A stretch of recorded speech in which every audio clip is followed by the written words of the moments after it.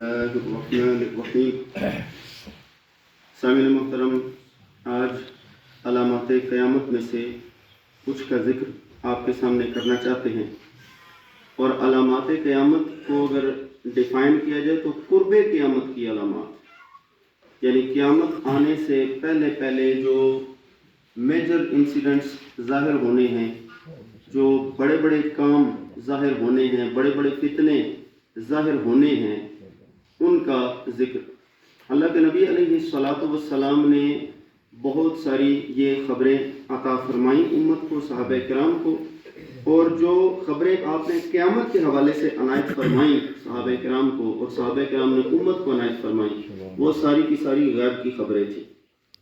اور اللہ اپنے محبوب کریم علیہ الصلاۃ والسلام کو فرماتا ہے کہ میرا محبوب وما ہوا علی الغیب بضنین، کہ میرا محبوب غیب بتانے میں بخیل نہیں، یعنی سخی ہے۔ بخیل کا دوسرا مطلب جو ہے نا، یعنی اس کو اگر اپوزٹ کیا جائے تو سخی ہے۔ تو اللہ کے نبی علیہ الصلاۃ والسلام نے قیامت کی علامات بڑی کثرت سے بیان کی ہیں۔ ان علامات میں سے ایک علامت ہے دجال کا ظاہر ہونا۔ دوستان ذی وقار، ویسے تو دجال لفظی طور پر کہتے ہیں دجل کرنے والے کو، دجل ہوتا ہے فریب، تو دجال ہر فریبی کو دجال کہتے ہیں۔ یعنی ویسے لفظ ہے داجل، داجل کا مطلب ہے دجل کرنے والا، فریب کرنے والا، لیکن دجال کا مطلب ہے پرلے درجے کا فریبی، پرلے درجے کا دھوکے باز۔ تو اللہ کے نبی علیہ الصلاۃ والسلام نے قرب قیامت میں یہ بھی بتا دیا تھا کہ قیامت سے پہلے پہلے یہ کام بھی ہونے ہیں کہ کذاب آئیں گے، دجال آئیں گے، کذاب آئیں گے، اور وہ لوگوں کو ایسی باتیں بتائیں گے کہ جو اس سے پہلے نہ انہوں نے سنی ہوگی، نہ ان کے باپ دادا نے سنی ہوگی۔ تو یہ معاملہ تو شروع سے چل رہا ہے، جیسا کہ وہ مسلمہ کذاب، وہ بھی ایک دجال ہوا ہے، اور جس کو اللہ کے نبی علیہ الصلوۃ والسلام کی زبان مبارک سے کذاب کا جو ہے وہ نام دیا گیا، تو آج تک وہ کذاب بھی، کیونکہ جو دجال ہوگا وہ کذاب ضرور ہوگا، وہ جھوٹا ضرور ہوگا۔ تو جو جھوٹا بندہ ہے اس کی دنیا تو ہے لیکن اس کی آخرت نہیں ہے۔ تو یہ دجال جو ہے، جو بنیادی طور پر جو آخری علامات میں سے ہوگا قیامت کی، اس کے بارے میں اللہ کے نبی علیہ الصلاۃ والسلام کی حدیث مبارکہ جو مسلم شریف میں ہے کہ اللہ کے نبی علیہ الصلاۃ والسلام فرماتے ہیں کہ حضرت آدم علیہ السلام کے پیدا ہونے سے لے کر قیامت تک ہونے تک جو دجال سے سخت معاملہ کوئی نہیں، یعنی قیامت، حضرت آدم علیہ السلام کے پیدا ہونے سے لے کر قیامت تک دجال سے سخت معاملہ کوئی نہیں ہے، یعنی دجال سب سے سخت آزمائش ہے۔ اسی طرح حضرت عبداللہ ابن عمر رضی اللہ عنہ راوی ہے، اور بخاری شریف میں یہ حدیث مبارکہ ہے کہ اللہ کے نبی علیہ الصلوۃ والسلام فرماتے ہیں کہ بے شک اللہ تعالیٰ کانا نہیں، یہ لفظ کیوں آپ نے فرمایا؟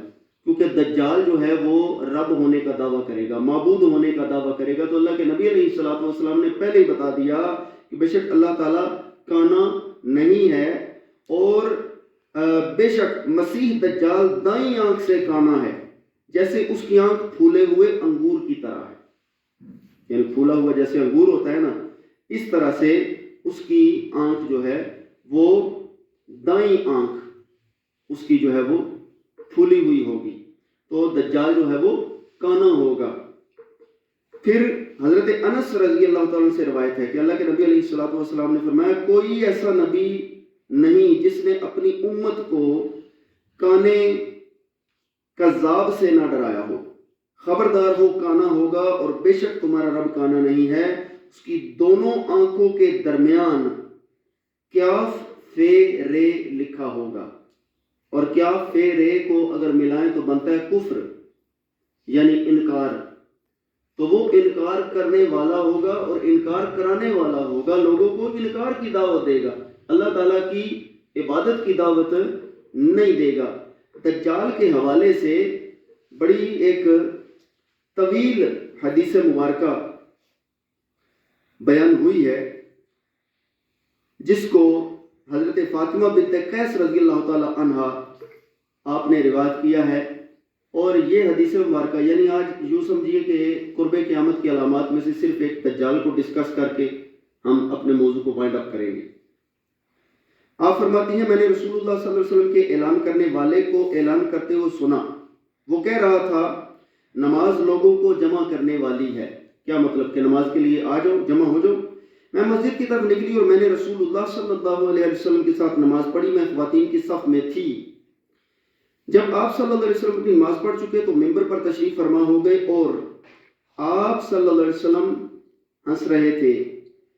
فرمایا ہر انسان اپنی نماز والی جگہ پر بیٹھا رہے۔ پھر فرمایا کیا تم لوگ جانتے ہو میں نے تمہیں کیوں جمع کیا ہے؟ انہوں نے کہا اللہ اور اس کا رسول صلی اللہ علیہ وسلم بہتر جانتے ہیں۔ فرمایا اللہ کی قسم میں نے تمہیں ترغیب دینے یعنی کوئی کسی بات پر جو ہے رغبت دلانے کے لیے نہیں تمہیں جمع کیا، یا خوف دلانے کے لیے نہیں بلایا، بلکہ اس لیے بلایا ہے کہ تمیم داری ایک عیسائی آدمی تھا، وہ آیا اور مسلمان ہو گیا۔ اس نے مجھے ایک بات سنائی، وہ اس بات کے عین مطابق ہے جو میں تمہیں مسیح دجال کے بارے میں بتایا کرتا تھا۔ اس نے مجھے بتایا کہ بنی لخم اور بنی جزام کے 3 آدمیوں کے ہمراہ سمندری کشتی میں سوار ہوا، تمیم داری جو ہے، 1 مہینے تک لہریں ان سے سمندر میں کھیلتی رہیں۔ ایک روز وہ غروب آفتاب کے وقت ایک جزیرے پر لنگر انداز ہوئے اور چھوٹی کشتیوں میں سوار ہو کر بیٹھ کر وہ جزیرے کے اندر داخل ہوئے۔ سفر ان کا 1 مہینہ رہا اور وہ بھی بھٹکتے ہوئے، اور اس کے بعد جو ہے وہ ایک جزیرے میں داخل ہوئے۔ انہیں گھنے بالوں والا موٹا سا جانور ملا۔ بالوں کی کثرت کے باعث اس کے اگلے اور پچھلے حصے میں ہم تمیز نہیں کر پا رہے تھے۔ انہوں نے کہا خانہ خراب تو کون ہے؟ کہنے لگی میں جاسوس ہوں، جساسہ یعنی میں جاسوس ہوں۔ تم کلیسا میں اس آدمی کے پاس جاؤ، وہ تمہاری خبر کا مشتاق ہے، یعنی وہ تمہارے ساتھ ملنا چاہتا ہے، کچھ خبر وغیرہ لینا چاہتا ہے۔ جب اس نے ہمارے سامنے آدمی کا نام لیا تو ہم ڈر گئے کہ یہ شیطان نہ ہو۔ ہم جلدی سے گئے کیونکہ علاقہ بالکل اکیلا ہو، سنسان ہو تو بندہ ڈر سکتا ہے۔ ہم جلدی سے گئے حتیٰ کہ کلیسا میں داخل ہو گئے۔ وہاں ایک بہت بڑا آدمی تھا کہ ایسا آدمی ہم نے کبھی نہ دیکھا تھا۔ وہ مضبوطی سے بندھا ہوا تھا اور اس کے ہاتھ گردن کے ساتھ تھے، ہاتھ جو ہے وہ گردن کے ساتھ تھے۔ اور اس نے کیا کہا تو ہمیں ایک موٹا سا جانور ملا، وہ بولی کہ میں جاسوس ہوں۔ اچھا، اس کے ہاتھ جو ہیں وہ باندھے ہوئے تھے۔ ہاں جی، اس نے کہا کہ میرے متعلق تمہیں اندازہ ہو گیا ہوگا، تم بتاؤ کہ کون ہو۔ یعنی جس کو انہوں نے ملا نا دوسرے نمبر پر جس کو دیکھا، اس نے کہا کہ میرے متعلق تو تمہیں اندازہ ہو گیا ہوگا، اب تم بتاؤ کہ تم کون ہو۔ کہا ہم عرب کے رہنے والے ہیں، سمندری کشتی میں سوار ہوئے تھے کہ 1 مہینے تک لہریں ہمارے ساتھ کھیلتی رہیں۔ ہم جزیرے میں داخل ہوئے تو ہمیں ایک موٹا سا جانور ملا، وہ بولی کہ میں جاسوس ہوں، تم اس کلیسا میں اس کے پاس جاؤ۔ ہم جلدی سے تیری طرف آ گئے۔ اس نے کہا، اب وہ جو دوسرا جانور یا انسان یا جن یا جو بھی ہے وہ کیا کہہ رہا ہے؟ اس نے کہا مجھے بیسان کے باغ کے متعلق بتاؤ، کیا اس میں پھل لگتے ہیں؟ ہم نے کہا ہاں۔ اس نے کہا ان قریب وہ پھل نہیں دے گا، یعنی علامات قیامت میں سے ہے کہ بیسان کا جو باغ ہے وہ پھل دینا بند کر دے گا۔ پھر کہا کہ مجھے بحیرہ طبریہ کے متعلق بتاؤ کہ کیا اس میں پانی ہے؟ ہم نے کہا اس میں بہت پانی ہے۔ کہا ان قریب اس کا پانی خشک ہو جائے گا۔ کہا مجھے عین زغر کے بارے میں بتاؤ، عین چشمے کو کہتے ہیں، یعنی زغر چشمہ کے بارے میں بتاؤ، کیا اس کے چشمے پانی ہے اور کیا اس کے مالک چشمے کے پانی سے کھیتی کرتے ہیں؟ ہم نے کہا ہاں۔ کہا کہ مجھے امیوں کے نبی کے متعلق بتاؤ کہ اس نے کیا کیا۔ امیوں کے نبی پاک صلی اللہ علیہ وسلم تو کیا کیا؟ ہم نے کہا کہ وہ مکہ مکرمہ سے نکل کر مدینہ منورہ میں جلوہ فروز ہیں۔ کہا کیا عرب ان سے لڑے؟ اب دیکھو کتنی خبریں وہ رکھتا ہے، وہ غزوہ بدر والی بات کہ کیا عرب ان سے لڑے؟ ہم نے کہا ہاں۔ کہا ان کے ساتھ کیا سلوک کیا؟ ہم نے اسے بتایا کہ وہ قرب و جوار کے عرب پر غالب آئے اور وہ لوگ اطاعت گزار ہیں، یعنی جن لوگوں کو انہوں نے ان کے ساتھ جنگ کی تو اب وہ لوگ اطاعت گزار ہو چکے ہیں۔ اس نے کہا کہ ان کی اسی میں خیر ہے کہ اس کی پیروی کرے۔ اب وہ بدبخت بھی جانتا ہے کہ جن لوگوں نے اطاعت کی ہے ان کی خیر اسی میں ہے کہ وہ ان کی پیروی کریں۔